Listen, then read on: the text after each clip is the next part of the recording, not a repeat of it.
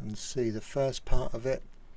And so yeah, so I got a call from a hypnotherapist in the US, and I'd done a little bit of work with this hypnotherapist because she was really struggling with what she called confidence issues, and so we did a couple of coaching calls, and she put on an event and she sold out, which was great. I mean, that was great for her confidence, and it brought her in a chunk of money as well, and she didn't have to lay any money out for it because she was actually running the event from where she worked. She got permission, and where she worked was happy because afterwards people could go for a drink in the bar. So that worked out well as well.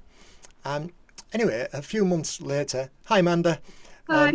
A few months later, she got in touch with me and she said, I may have a client for you. So I says, that's kind of you. What are the details? She said, I need to get a bit more detail because it sounds a bit strange. So I'm like, oh, okay. And so she got in touch with me and she put it all in an email. And she said, there's a referral from another hypnotherapist that had sent it to her. And she looked at it and thought, ooh, that sounds a little bit outside of my remit. And the details were a 94-year-old woman was hearing men's voices, and they were that loud that they were waking her up at night. She was hearing the voices in her head and they were waking her up at night. And it was waking her up every single night. And it was really disturbing her. And so this lady had told her daughter and her granddaughter about it. And so they got her checked out, got to the hospital, the doctor couldn't really find anything, and thinking, well, we need to send you to the psychiatrist maybe. Went to the psychiatrist, went to the psychologist, went to the psychotherapist, went to the counsellor, had scans, nothing. They could not put it down. They even checked her hearing aids to see if they were tuning into the local radio station. She wasn't wearing them when she was in bed. But anyway, so it was kind of like the next step, the next option they thought was the priest. That's what they said. That's what it said in the email. They thought maybe she was possessed. They was thinking maybe it was an exorcism or something that there was needed. And so I looked at it and I thought, I'm curious. I'm happy to talk to this woman. And so I said, yeah, no problem. I'll have a chat. And so I corresponded for a couple of times between the lady's daughter, because this lady was 94 and she wasn't really very computer savvy. And finally we scheduled a call, and imagine this, right? I had the lady with the laptop on her knee. I'd got daughter over this shoulder leaning in, granddaughter over this shoulder leaning in. It was like three heads were all there. And every so often the laptop would go like this, and all I could see was the top of the lady I was speaking to and just half of the faces of the other two. And one of them would go off and make a cup of tea, and there was conversations in the background. Let's say the circumstances were less than ideal. But before I went on that session, I actually discussed this with my supervisor, my coach, not my hypnotherapy coach, but my 3 principles coach, who's worked with schizophrenics, he's worked in mental asylums in California, he's worked in, let's say, the San Quentin prison, he's worked all over. I mean, he's had like 40 odd years experience. And I said to him, Mark, I've got this curious case. And I told him the details, and he said, what do you think? So I said, well, coming from the 3 principles approach, it's thinking. That's it. What she's struggling with is thinking.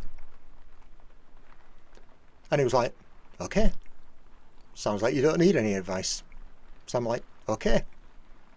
So here I am on this call with this lady, and so I just said to her, okay, talk to me, tell me about it. I know I had 30 minutes. I said, tell me about it. What actually is happening? So she said, well, these men keep waking me up during the night. These really, really loud voices. They're not talking to me. It's like they're arguing amongst themselves.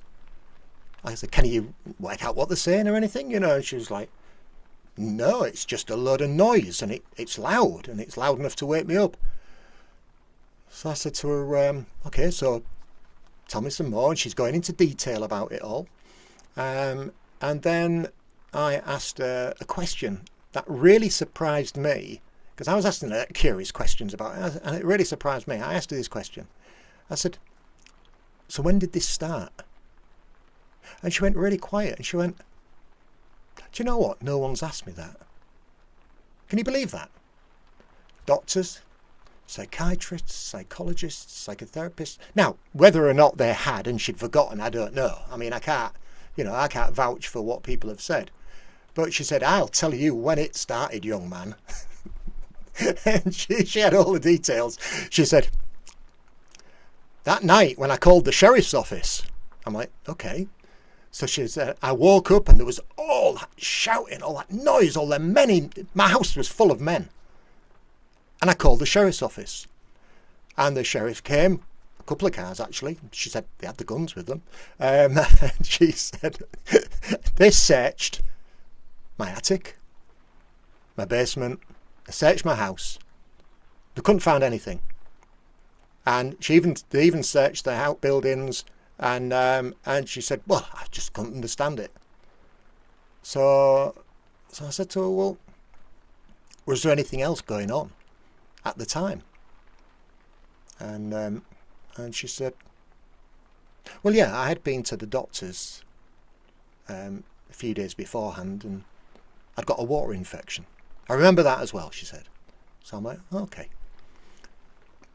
And so I carried on listening to her. She just wanted to talk. Do you know what I mean? You know, she's 94 and she just wanted to talk, tell me about all sorts of stuff.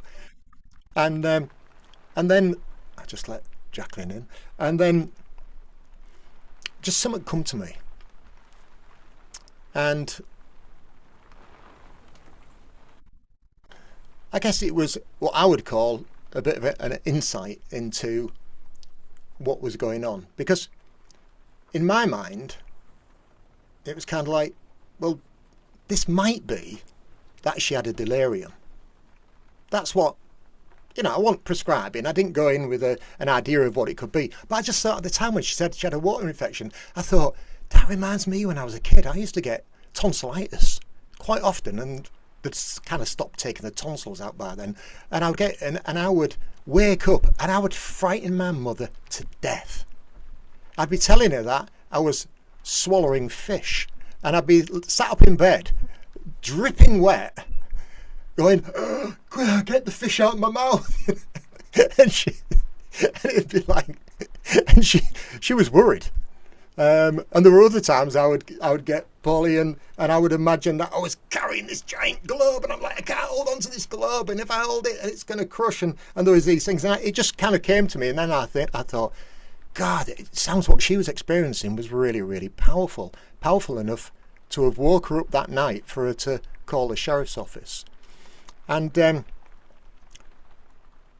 so that was the first little kind of bit of insight that I had. I thought maybe she had a delirium. I could be right, could be wrong. And then she said something to me. She says, are you going to hypnotize me, young man? We have 5 minutes to go now. I've been listening to her, asking her questions. Are you going to hypnotize me, young man?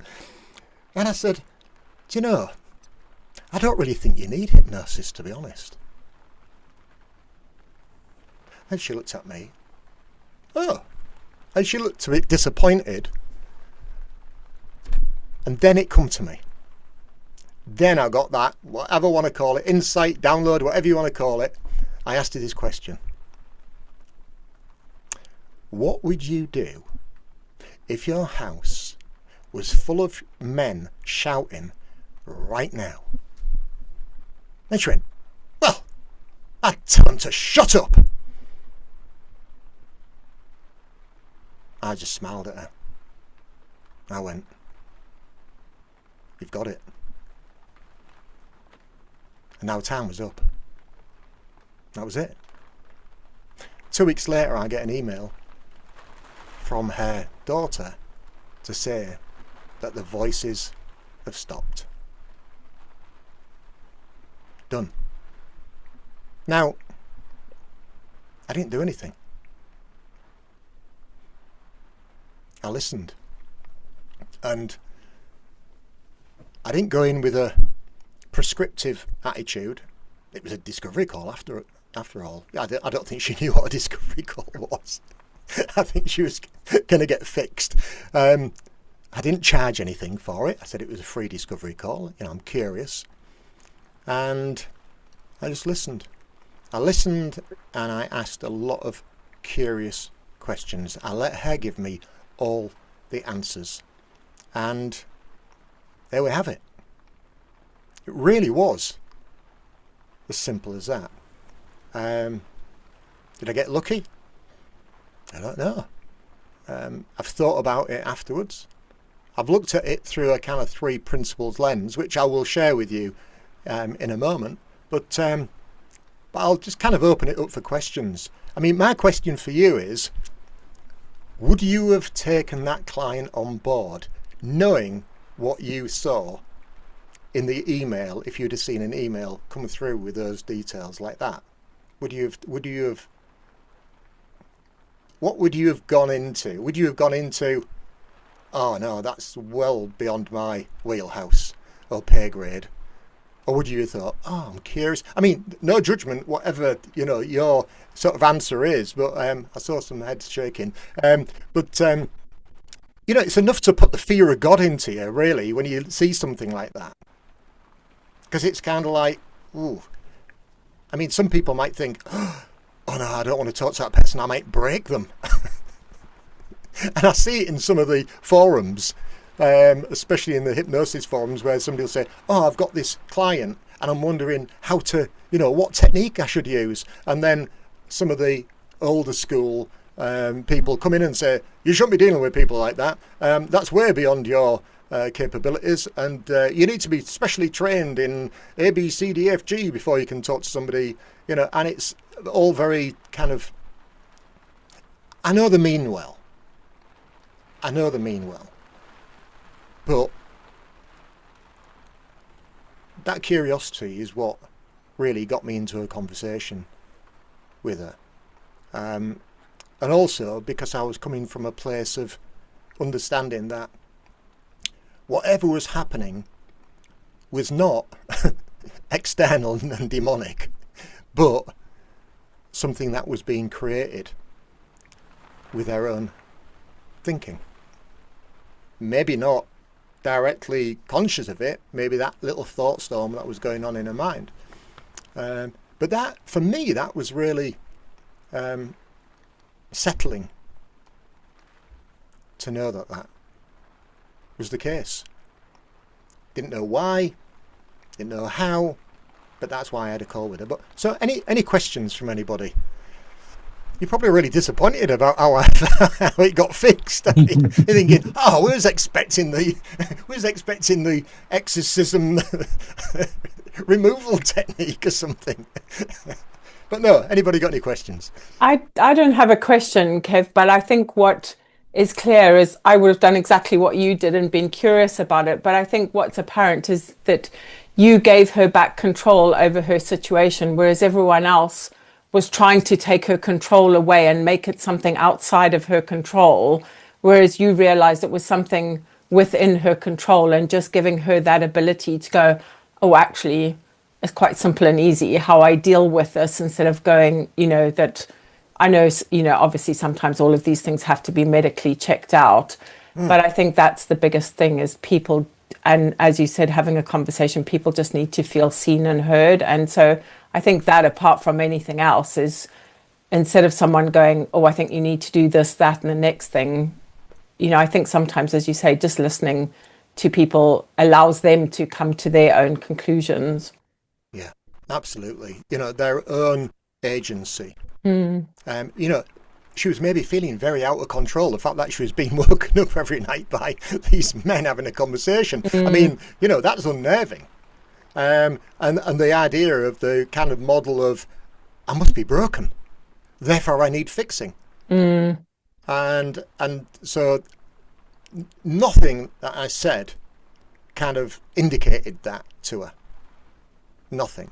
I was having an ordinary conversation, a curious conversation about it. And, I was surprised when she said she hadn't been asked that question, but I say she might have been. But that was part of the dialogue. But yeah, no, absolutely, Kerry, I think. But she may have been asked that question, but no one actually really listened to her answer, which is why she may have been asked it but not remembered, because it's a bit like when people say, how are you? And you say, I'm fine. And that's the end of the conversation because they don't really want to know how you are. So. Yeah. Yeah, and I think that curious questioning is so important. I think it is so important. And when I talk about that curious questioning, I'm kind of talking about it not on a horizontal level, but more going sort of vertical, saying, tell me more. Tell me more. And what did you see then? And how did that work out? And those kind of questions. I'm hoping to maybe get to a point where they don't actually know the answer. Yeah. So, Amanda, you unmuted yourself. Did you? Yeah, I do think you're probably on the right track there with the delirium. I think that was I've seen my mum had urine infections, and it does make you delirious. But I think it was kind of genius for you to ask her, what would you do? What would you say to a bunch of men who were in your room right now? I think that was real. Yeah, that was inspired, really. So simple, and it gave her she could use her imagination and really kind of deal with, this is what I would do, and said it out loud. So I think it's almost like she's speaking to her own subconscious, isn't she?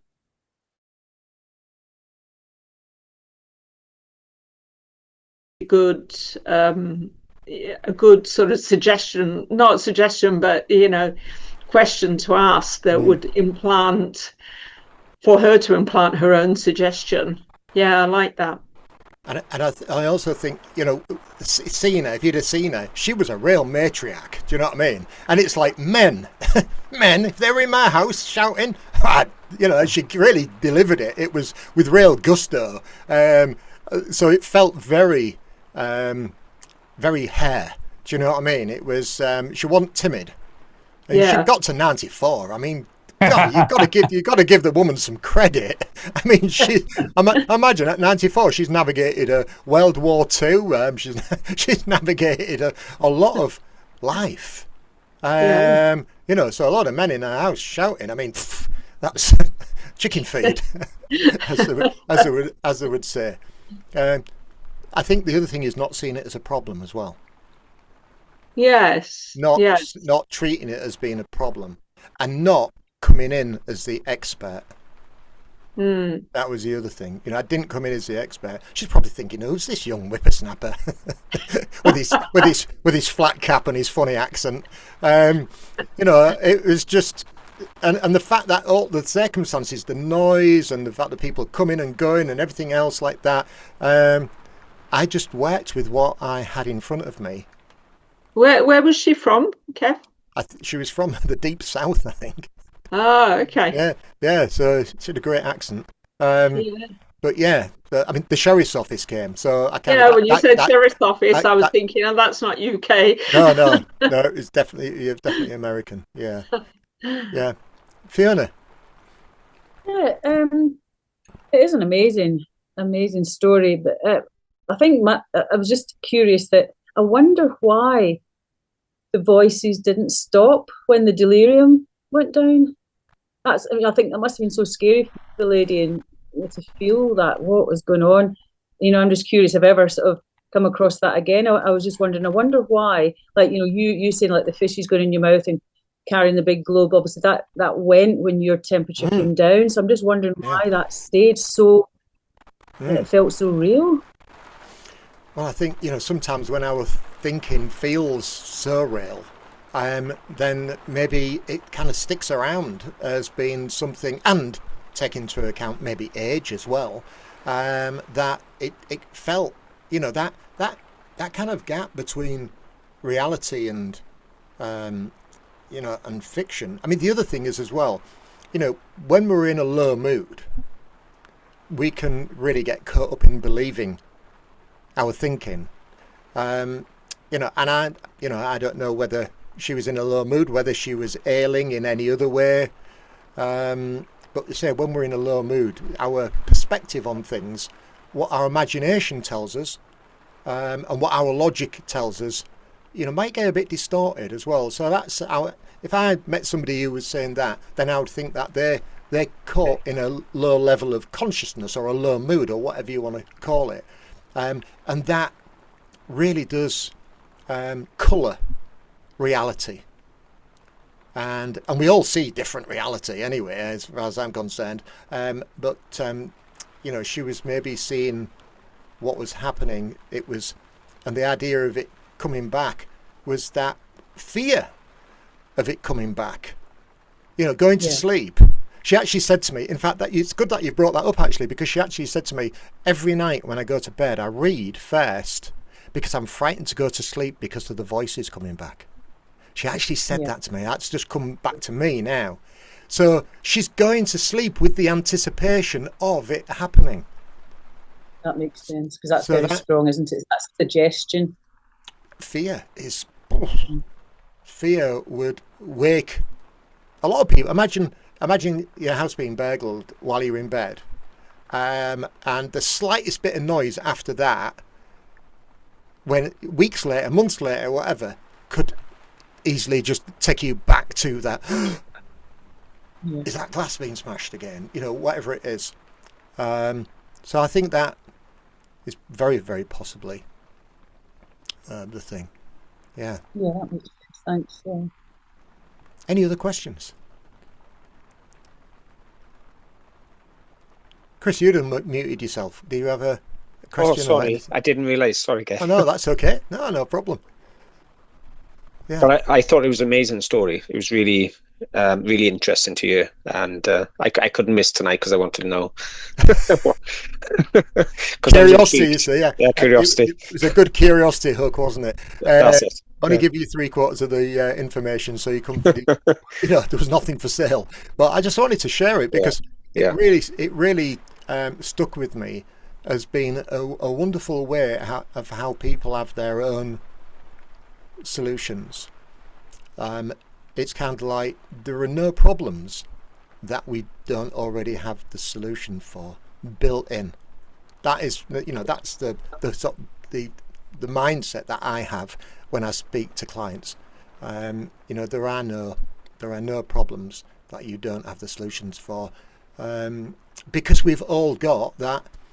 For me, that innate well-being, and we come back home to that well-being. Hi, Jacqueline. I did move up. First of all, I just want to say I loved listening to Chris's. There's a Welsh accent there.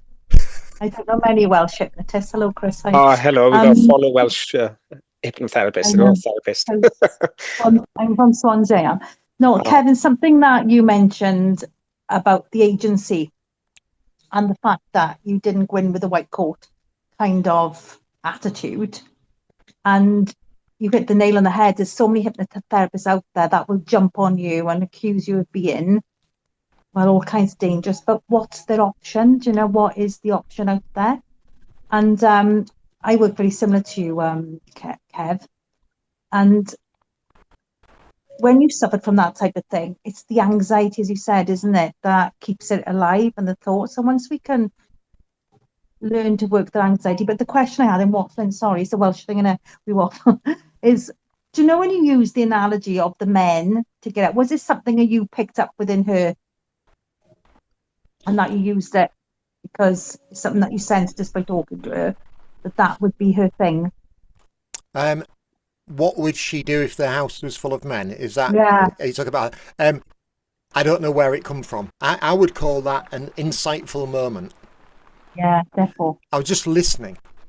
I was curious. I had no idea what was going to happen. No idea. But I was willing. That was the main thing. Yeah. And it was just a discovery call. She thought she was going to have hypnosis. And I'm like, what? With all this chaos going on, I'd have to be a stage hypnosis with nerves of steel. But no, it was kind of like, it just came to me. So I put it down, to be honest, Jacqueline, to asking her a common sense question. That was it. It was what would you do?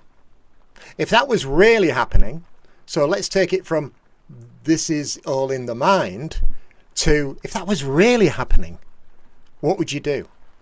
And that it just came to me in a moment, and it wasn't any guesswork, it wasn't any technique, it wasn't any strategy. I didn't have any notes for it. I was curious again. What would you do if that was really happening? And she just shouted it out. It was so powerful. She just shouted it out. Just tell them to shut up. It was really great. And I imagine that. Absolutely not. No. And I can just imagine her waking up in a night going, oh, just shut up, and then gradually it just getting quieter and quieter and quieter until she had got back to herself. But I don't know that. I'm only guessing that. I didn't get any more detail. I just and as you said, she's been through a war, and as I tell my class, sorry, I'm a bit of a swearer, excuse my bad language, but I say to them, it's actually a bit of a piece of piss compared to what you've been through, and that sets them go, oh yeah. No, because I was having coffee with a friend over Christmas, and they have a brother who's lived with schizophrenia all their life, and I was met by the attitude, what do you know?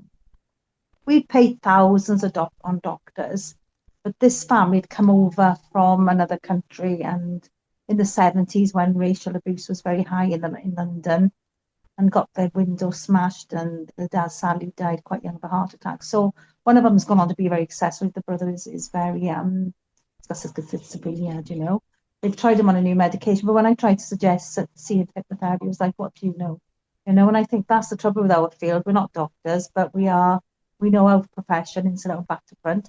Those of us that have worked, and I noticed the lady, the nutritionist, sorry, get the words out, Karen, that our kind of diet plays has a massive impact on our mental health as well. So whether this lady followed a great kind of old-fashioned eating style as well, and she was healthy in other ways, and who knows, innit? Yeah, well, she was definitely made of good stuff. I mean, to get to 94, I mean, I was just in total respect, that she'd navigated that, and she had her faculties there. She could have, a good conversation, and she could actually hear me. It was great. I hope I've got half of her faculties by the time I'm 94. But it was just a lovely opportunity to explore, to explore with somebody what was going on for them without coming in with a prescriptive attitude, without coming in with a diagnostic, without coming in thinking, right, I'm going to hit her with this technique, and then if that doesn't work, I'll hit her with that technique, and if that doesn't work, I'll hit her with this one. That's bound to work, and if it doesn't work, well, she's a lost cause. The pressure wasn't on me. This is the thing. I didn't go in with any pressure on me to perform. And so that creates no, let's say, outcome orientation. It creates no, I would say, attachment to a result. I went in open-minded, and I don't mean that just open-minded. I mean in the best possible way. I went in with an open mind, and I wasn't going to do hypnotherapy anyway, or hypnosis. I just went in curious. Sorry, you was going to say something, Jacqueline. I forgot now. Got me thinking about it. You know, when we have something like this in our mind, it's fearful. I'll share this openly with you. I posted with depression 16 years ago. And I remember having all these crazy voices, and it was horrible. It was a horrible experience. And I remember driving in my car, and because of my mental health training, I knew what was going on consciously, but it was still there, you know? Mm. And it was the fear. I was so really frightened of it. Mm. And once that kind of went away, the fear went away, because I'd only just started my business at practicing as a hypnotherapist. When that fear went away, things started to change. So I'm thinking of people when they get a mental health diagnosis, it could be the worst thing in the world. And many of us will know that diagnosis is perhaps one of the biggest causes of death, you know, physical and mental. And she didn't seem to have any fear when you said that. It kind of took that fear away, didn't it? Yeah, absolutely. It normalised it as being, she's just having an experience, and that was it. But yeah, no, you're absolutely right. And the fear was keeping it alive. And when the fear went, it took away its power. For me, it takes away the power from the thinking that created it. That's my approach, is realising that, you know, the fear is a feeling created by thinking. And it's something that's pointing us back to our health, and her answer pointed her back to her health and well-being, which was lovely to witness. Yeah, Chris. It's really very important to her, because she's 94 and she's kept herself really well all her life. Yeah. So it resonated with her. I feel like I've done a lot of talking. I'm going to put myself on mute and let someone else have a chance. So thank you, Kev. Thank you so much. I was just wondering, Kev, if you managed to match her strong character, the sense of strong character, with the question, it seemed to match really well with this lady. Because did you sense that she would be quite strong in maybe a response to that question, where you said about the men being in the house, what she would do, because she was quite a strong character, knowing that. Yeah, I didn't think about it. No. Yeah, it was just for me, it was just a spontaneous thing. It just came out my mouth. Sometimes I don't know where the things that come out my mouth come from. This is a good match, isn't it? You know, in regards to a strong character, you know, it matched really well together. And when we look at it in hindsight, we can make sense of it. I never really looked at it like that. I just looked at it as being, I just said what came to mind. And sometimes I do not know where the hell it comes from. And sometimes what comes out of my mouth actually shocks me. Actually shocks me. And I mean, if I was to tell you some of the things I've said to clients, you would say, what? Right? But it feels right in the moment. And what comes from it is a human to human connection. It's kind of like, I would think that as well. So that's because what you say to one person maybe work better if you said something different to somebody else, potentially, because it matches, you know. Well, I guess when it comes to inspiration, and I know that might sound a bit woo-woo, but when it comes to inspiration, it doesn't really go through that thought process of but you're right, you know, how we speak to people, thinking afterwards. Afterwards, you know, if we go back and look at what happened, and I did kind of look at what happened, and I've just put something together, and I'll just kind of go through it now. So I'll just sort of bring it on the screen for myself. So I asked her an obvious question. I thought it was an obvious question. You know, when did it begin? So it kind of gave her a little bit of a context. Do you know what I mean? It gave a context to the story. Let's say it's a story. And I was just really, really curious. The room really settled. I noticed that. The room really settled. I really settled. She really settled when I was asking her these questions. So I think that was really important as well, to get rid of the noise of kind of like, oh, well, what could it be? Or what could be causing it? And this kind of thing, and getting all of that. And from my perspective, then, you know, well-being is something that is constant underneath the surface. And it isn't something that we build, it's just there. It's natural. We've all got natural well-being. That is my kind of belief system, if you want to call it a belief system. But sometimes we get caught up in our thinking, in a thought, mental storm, or whatever you want to call it. And then it's kind of like, I kind of give her an idea that she already knew what to do, in a sense. So I wasn't coming across as being the healer. I was just pointing, so I like to think of what I do is I point. I do a lot of pointing instead of a lot of healing. I do more pointing than healing or whatever, or guiding maybe. And I didn't get into sort of like thinking, oh, what technique could be used for this? Which means that if I'd have started thinking, oh, now I've got the details, what technique could I use for this? I'm not listening to them anymore, am I? I'm listening to myself. I've gone inward. I'm listening to myself. I've gone inward, and I think that having been a hypnotherapist predominantly and trained as a counsellor years ago, I do realise that there is always a tendency for us to go inward and start to analyse. Now, I always say to analyse, not to analyse. But anyway, when we start to analyse things, then we're not present. And what I did, I remained very, very present when I was with her throughout the entire session. Presence was there. So what I said to her about how would you deal with it, and even I know somebody said, kind of she give herself a suggestion, and I don't even see it as a suggestion. I see it as being a bridge in a way. It's a bridge between where she was and where she wanted to be.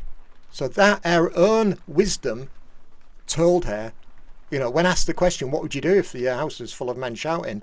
Her own wisdom gave her the answer. Not as a suggestion, shut up, shut up, shut up, an affirmation or affirmation, affirm, whatever you want to call it. It was none of that. So instead of relying on something like a script or linguistic techniques or out like that, I just went in and maintained some quiet space. There's nothing more for her to think about apart from her just relaying the details, the facts about it. I wasn't feeling that I was responsible for her. Hell no.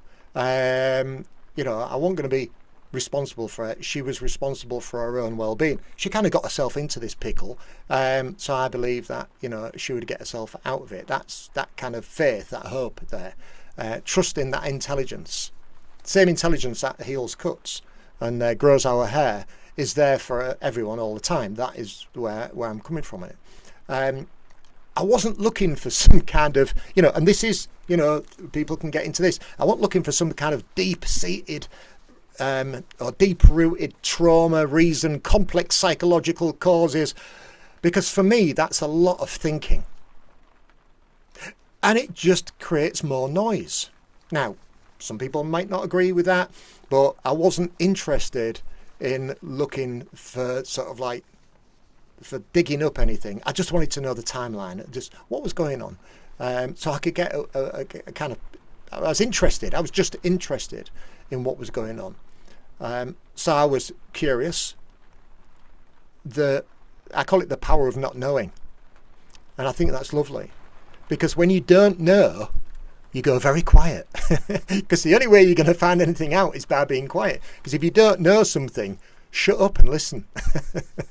Because you might learn something. It's that kind of... so I didn't enter it with any preconceived ideas or any mental noise myself.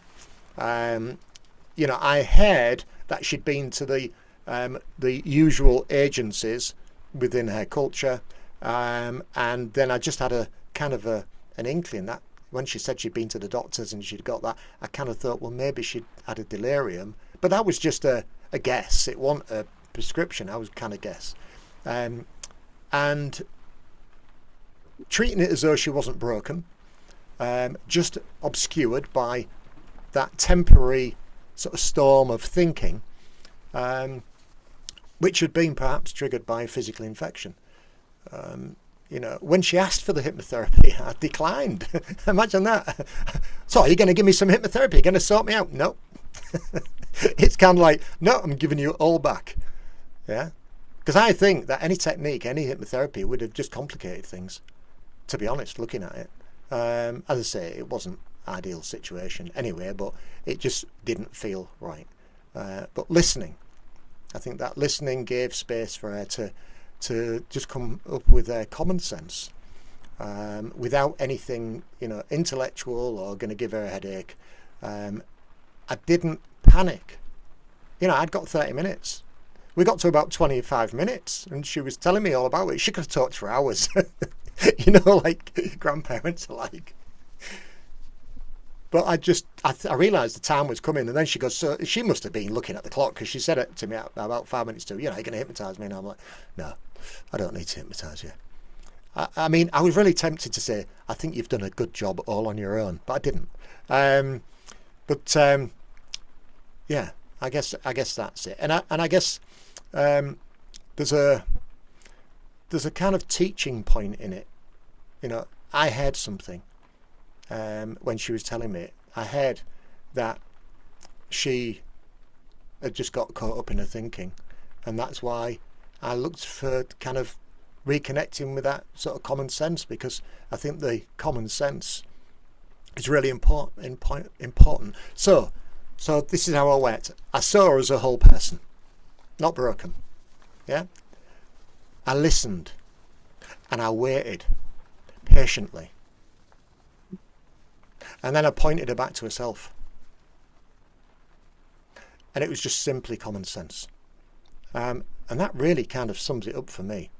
It was like, no technique, no strategy, being quiet. Anyway, some more hands have gone up. Jacqueline.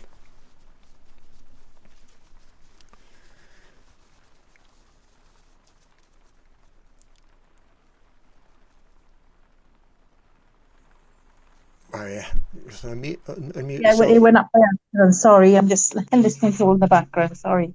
But I think the takeaway for me here is the naturality you approach this with. Thank you. With no, I'm me therapist, you done there, putting it together, and it was a very natural flow of conversation. Say the word normal, treated it normally. Yeah, like a human being. Incredibly important for it. Yeah. And I'll shut up again. So. Fiona. Yeah, I love the fact that you said that about you went on the call with just a really open mind. You didn't feel that pressure on yourself. You didn't feel responsible for it. You're just going in completely curious.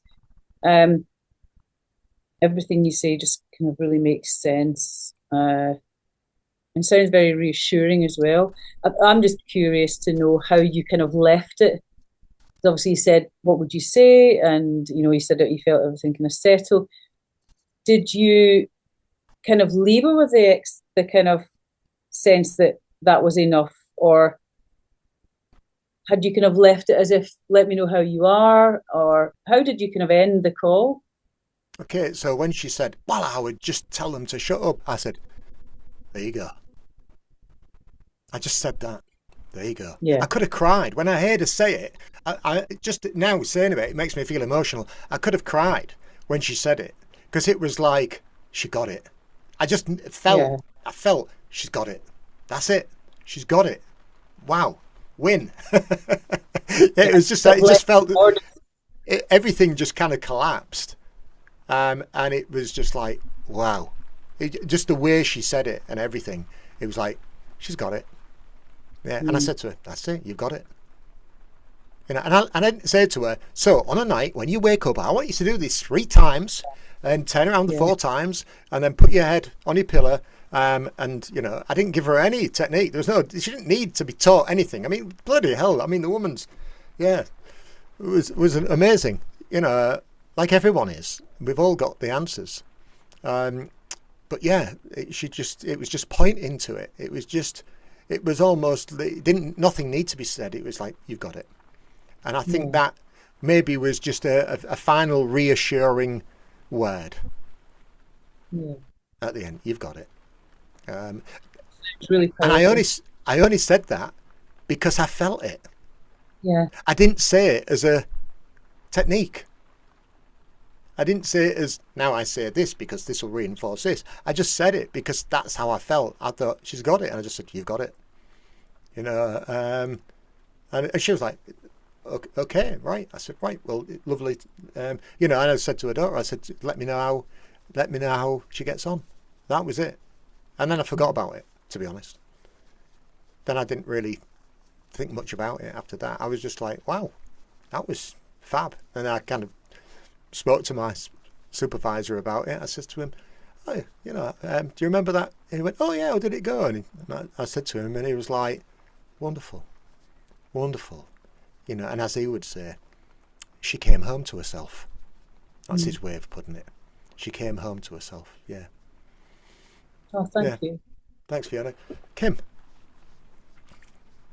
You had said you were going to talk more about the 3 principles, which I'm not sure I'm familiar with. Okay, so Would you, just curious. Okay, so the 3 principles are mind, consciousness, and thought.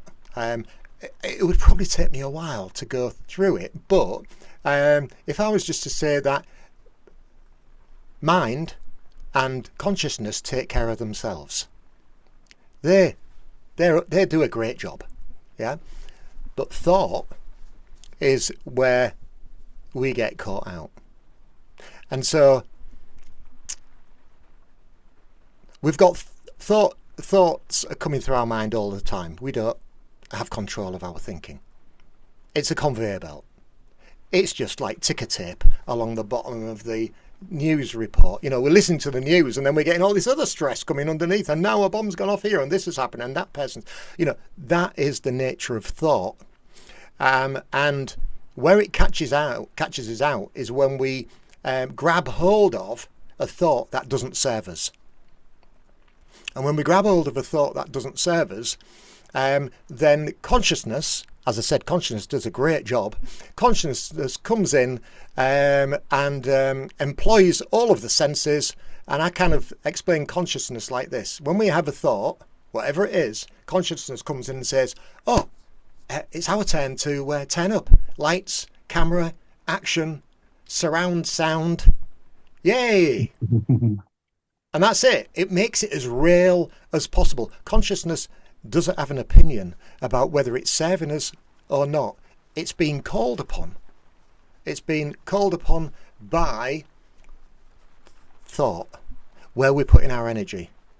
You know what they say, you know, we become what we think about mostly. Elle Nightingale said that. And other people have those different sort of sayings. Well, that's very wise, because thought creates our reality, and consciousness gives it all of its colour and detail, and and what also happens is with thought is that when it comes in and we put attention into a thought that doesn't serve us, all of the thoughts that are habitual thoughts that confirm that thought all join the party. It's like, "Ray, we're going to have a misery party. Let's all come in and take part. Yeah, it's our turn to show up." It's got our name written on it, on the invitation. And what happens quite often with people, if they get caught up in their thinking like that, it will naturally drop their mood level. I mean, it's exhausting. So it'll drop their mood level. I've got a picture here. So if you imagine, you know, that's our moods as human beings. Being human, we're very naturally up and down in our moods. And when we're in this one here, we don't have very much perspective. We don't really think the world is a benevolent place. And we take life very seriously, and we think it's all, and everything else starts piling in as well. The great news is it passes. Because just like thinking passes, this too shall pass. Moods pass as well. When we're up there in a higher state of consciousness, not in a mood, and when I say higher state of consciousness, I don't mean enlightenment. When we're in a higher state of consciousness, we know because we're happy. We're in a low state, we know because we feel like crap. And we start to believe our own bull about things, and we get lots of confirmation. So consciousness really kind of like shines the spotlight on it all and makes it as real as possible.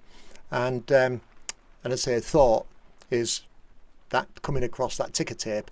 And so if we can be aware of the quality of our thinking, which we are, because we've been given an incredible gift, and that's called feelings. So when we are feeling down, we don't need to analyze our feelings. We don't need to start getting all thinky about our feelings. We know that the gift of feelings is pointing us to the quality of the thinking that we're entertaining at the time. It's a barometer.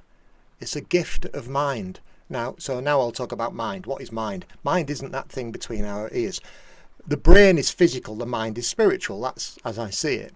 The mind is what connects us to each and every one of us. In fact, all of us are a micro aspect of mind. It's mind, the intelligence of the universe, as another name, or God, or spirit, or quantum, or whatever you want to call it, that lets an acorn know it's going to be an oak tree, and then facilitates it finding the right nutrients for it to grow healthily and everything else. We're all part of that. And, but mind brings in those thoughts and gives us the job of working out which ones serve us and which ones don't. Now, when we use our free will, which we all have, to decide which thoughts we're going to give attention to, especially when we've got that internal barometer of feeling to let us know if our thoughts are serving us or not, when we do actually let go of those thoughts that don't serve us, then that gives us some space to drop underneath if you imagine waves on the sea, there's all our thinking. When we drop beneath our thinking, as you know, just beneath the waves of the sea, everything's very calm. Instantly, very calm. It's not been knocked about by the circumstances of the weather, it's very calm. And what happens when we drop into that space of quietness, because we're just saying, that thought doesn't serve me? What happens is that our wisdom has an opportunity to bubble up from the depths and give us insights. Now, somebody said to me, do you get insights? I went, yeah, I get insights. Some are big, some are small. They don't come with thunderclaps. They come as whispers. Because insight is whispering to us all the time, but we don't hear it because we've got a busy mind. And we're entertaining that thinking that doesn't serve us. And you'll know that you're not captured by the thinking that doesn't serve you if you've got a nice feeling. So there's my crash course in the 3 principles, Kim. I hope that helped.